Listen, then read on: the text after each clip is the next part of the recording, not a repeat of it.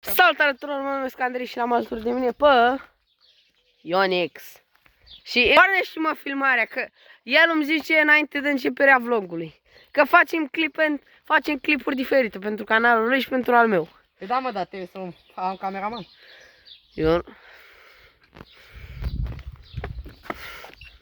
Uitați, băieți, monstrul lui Iuli și-a plecat. El zice, hai să facem vlog, Tot el care pleacă. Cred că îmi știți trotineta. Și de acum ăsta o să fie canalul pe care postez, nu o să mai postez pe canalul Aventuri cu Andrei. Am avut problemele mele minore. Ia uitați monstru. Trotineta mea. Până aș face el intro-ul, eu o să mă mai plimb.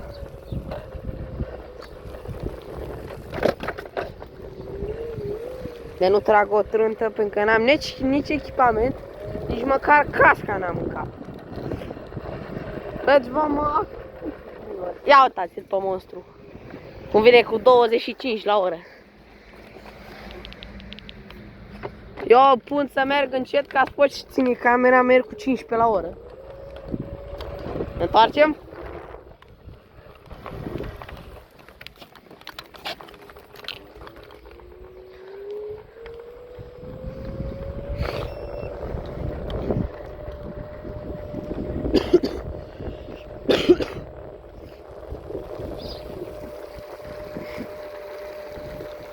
În sfârșit s-a focalizat. Trotineta nu e una dintre cele mai... A zis Ionix ceva. Ce e Ionix? De ce? De ce să pun pe pauză? Păi am treabă greacă cu tine. Oprește o greacă prima. Am revenit. Mi-a arătat Iuli ceva ce nu o să mă ajute cu nimic. Ceva legat de trotineta lui. M-a întrebat dacă a intrat apă. Și dacă vedeți că funcționează troșcaleta, n-a intrat apă. Iuli al meu îi dă cu 25, îi dau cu 15. Îi dau cu 20, mă. Că mie mi-e frică.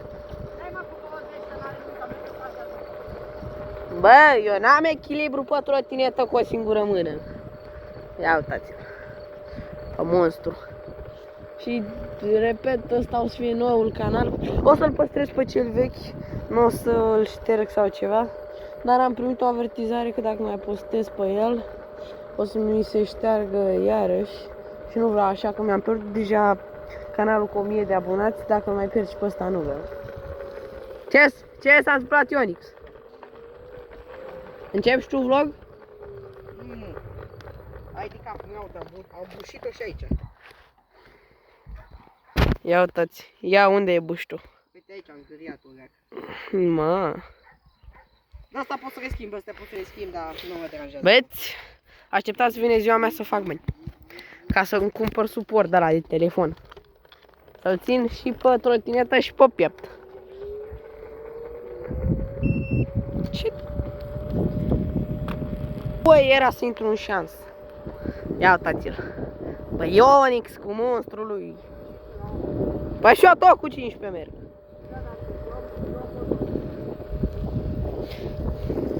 Adevărat, el trebuie să controleze că furia lui nu are viteză ca a mea. A mea are să meargă cu 15, cu 20, cu 21. A lui are să meargă cu 6 la oră, cu 20, cu 25, nu? Am zis bine? Așa știam. Ne oprim o leacă ca să pot să pun telefonul mai bine în mână. Ia uite, îl moare doftică că nu face și el vlog. Nu mă, dar aș fi ca să... Să încetezi eu clipul? Dar eu trebuie să filmez pe tine? Eu mă filmez singur, eu nu am nevoie de... Ce naibii că ne postez 2 luni tu? Băieți, cei care îl știți pe băiatul ăsta, intrați în comentarii la mine și scrieți. De când am mai postat băiatul ăsta? A postat 3 short-uri nu știu când. Că zi tu acum în perspectiva oamenilor, de ce nu mai postezi tu pe YouTube? Nu vrea. Las că vă zic eu. Și-a făcut cont de TikTok și toată ziua, bă, toată ziua, oriunde îl vezi, pe casă, pe o lună, pe tavan, îl vezi că stă pe TikTok. Bă, oriunde. TikTok, TikTok, TikTok, TikTok.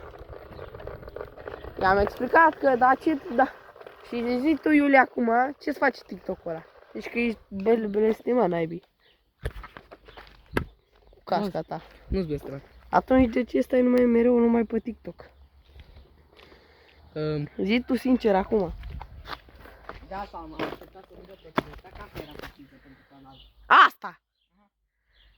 Monstrul ăla de acolo, surpriză pentru canal. Da. Eu cred că numai... Eu știu adevărul. El zice toate astea, dar eu știu adevărul. Ăsta de când și-a descărcat TikTok mi-a zis că cu YouTube-ul nu mai are ce să facă, că e plictisit, că o să ajung... Nu mai faci așa, mă, că oricum, dacă... Ba fac așa, zic cu ochii tăi.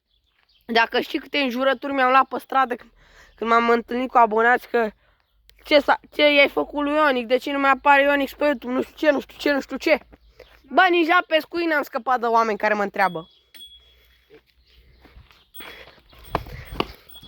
Dar voi cred că o să vedeți vlogul după aceea, după ce îl postez eu pe al meu. O să-l vedeți pe al meu.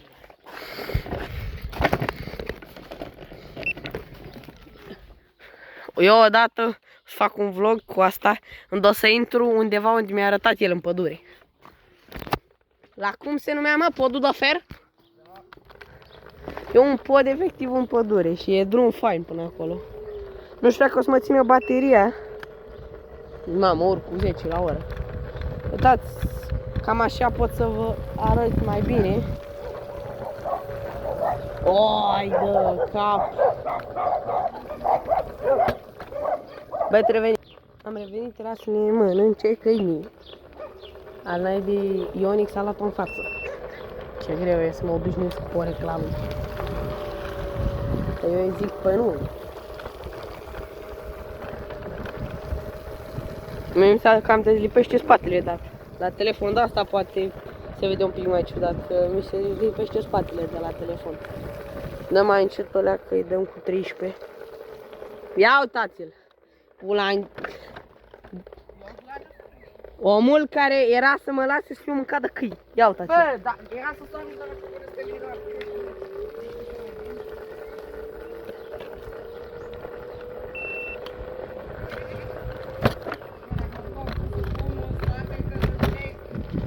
Care mă că mergi cu 5 $, mai repede? Asta nu merge prin casă, Bă, e ciocolată Dubai. Băieți, eu urc cu 17. Ce? Cu 17. Hai că-i dăm cu putere, băieți, dăm și cu 7, cu 20 la oră. Să nu zici că Iulică că ăștia fricoși. Că el e mai fricos, dar nu contează. Hai că zicem țin și mie, unde ați mai văzut oameni? Să-mi zică locuri faine să merg și el să n-aibă, și el să nu vrea să meargă în locurile alea. Uite, așa e băiatul din spate. Nu te băga! Ăsta care trece acum, ia uitați. Ăsta mi-a zis o tonă de locuri șmechere și încă nici până în ziua de azi n-am fost la ele. Oi, cad. Gata că era să iau prima trântă. Am pornit și farul din greșeală. Chiar merg cu viteză. Merg cu viteza legală chiar mai bine decât viteza legală. Se refer viteza legală e de 25 de km pe oră. Sau cam așa pentru trotinete, nu? Nu sunt sigur. Eu merg chiar cu 15 la oră. Hai că mă întrece și un om pe jos, care merge. Poți să mergi pe lângă mine și nu treci. L-avem pe Ionix acolo care s-a oprit. Oare de ce? S-a oprit să mănânce mere. Ce s-a întâmplat înapoi? Ce s-a întâmplat? S-a stricat monstru? Nu, hai să fac vlog pentru mine, te bagi? Mașul sau... Dar ce are dacă filmăm amândoi? Că tu ai zis că poți să ții telefonul singur și mergi tu cu 20. Nu mă, să-i fac prezentare, mă. Așteaptă, mai așteaptă și tu alea, că mai filmezi și o 5 minute. Aici ar fi o zonă ideală. Mai las-mă, dacă de-aia făcut vlog la... Dar vlogul la Motosafă, că toată lumea l-așteptăm. Când faci vlog la Motosafă? Că numai short-uri ai făcut. Dar un vlog întreg, ce motor are, cum naibii se numește modelul și toate alea, n-ai făcut.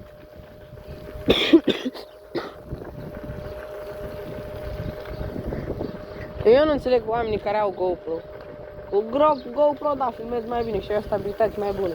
Dar cu GoPro nu poți să miști întotdeauna. Telefonul în sac, pac, îl ții în mână, zbang, no problem. 15 la oră.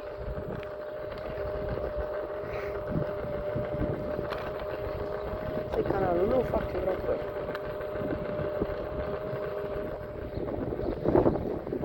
Ionix! Așteaptă-mă, bă, să închei clipul! Așteaptă să închei clipul, bă, că nu te mai ajut. Dacă vă arăt o schemă. Iulin, poate. Cam atât a fost clipul de astăzi. Eu am fost Andrei, Ionix și ne vedem. Pa, pa!